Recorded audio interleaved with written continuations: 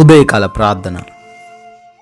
సర్వోన్నతుడా, సకల సృష్టికి కారణభూతుడా, మీ యొక్క కృపను బట్టి, మీ యొక్క ప్రేమను బట్టి మీకే స్తుతులయ్యా, స్తోత్రాలు చెల్లించుకుంటున్నాం. గడిచిపోయిన రాత్రి కాలమంతను కూడా మమ్మల్ని, మా కుటుంబాన్ని, మాకు కలిగిన ప్రతి వాటిని కూడా మీ కృపలో భద్రపరుచుకున్నందుకు, మంచి నిద్రతో మమ్మల్ని అందరినీ కూడా సంతృప్తిపరిచినందుకు, ఈ ఉదయకాల సమయంలో నాయన సజీవ సంఖ్యలో మీ సన్నిధిలో ఈ విధముగా మరొక రోజును చూడడానికి ఇచ్చిన ధన్యతను బట్టి కోట్లాది కోట్ల స్తుతులయ్యా, స్తోత్రాలు చెల్లించుకుంటున్నాము, కృతజ్ఞతలు చెల్లించుకుంటున్నాము.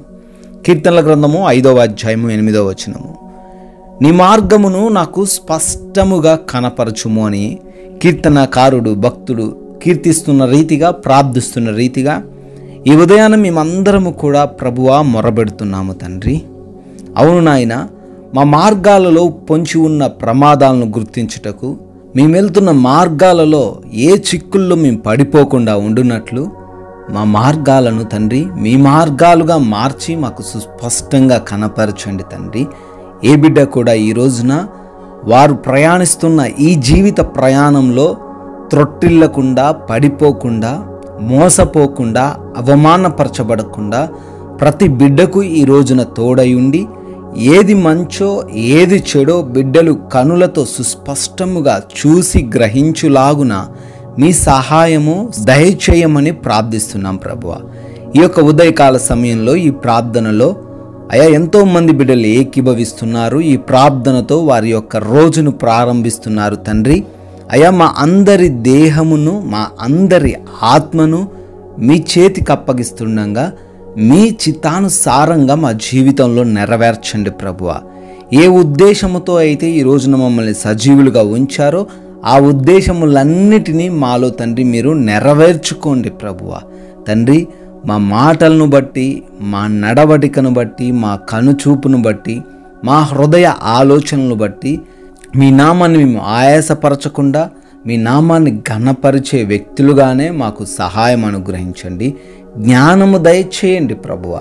తండ్రి, ఈ రోజున మా యొక్క ప్రతి పనిని బట్టి అడుగుతున్నాము. చేస్తున్న ఉద్యోగములు, వ్యాపారములు, పరిచర్యలు, చేతి పనులు, వ్యవసాయపు పనులు, ఏ పనుల ద్వారా అయితే బిడ్డలు ముందుకు వెళ్తున్నారో ఈరోజు వాటిలలో వారికి ప్రావీణ్యత కలగజేయండి. బహుగా ఆశీర్వదించండి.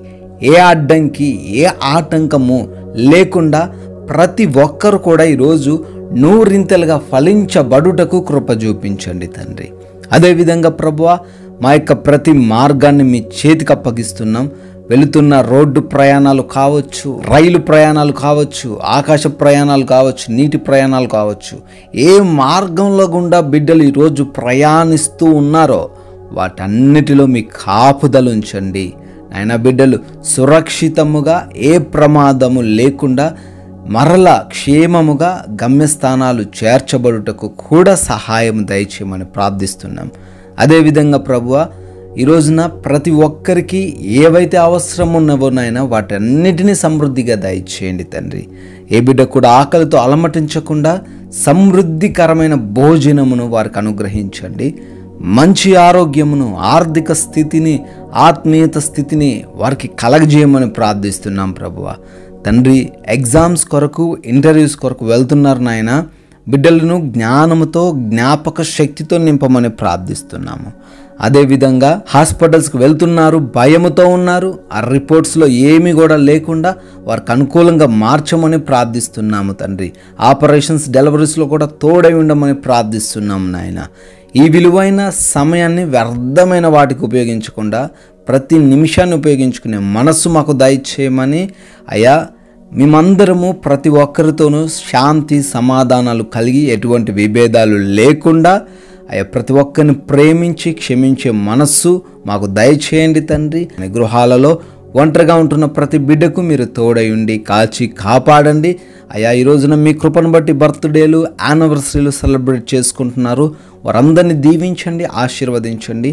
మేము కొందరికైనా మీ యొక్క రాజ్య సువార్తను ప్రకటించే వారిగా మమ్మల్ని కూడా నిలవబెట్టుకోమని యేసుక్రీస్తు వారి ప్రేమ కలిగిన నామములో ప్రార్థన అడుగుతున్నాము తండ్రి. ఆమెన్.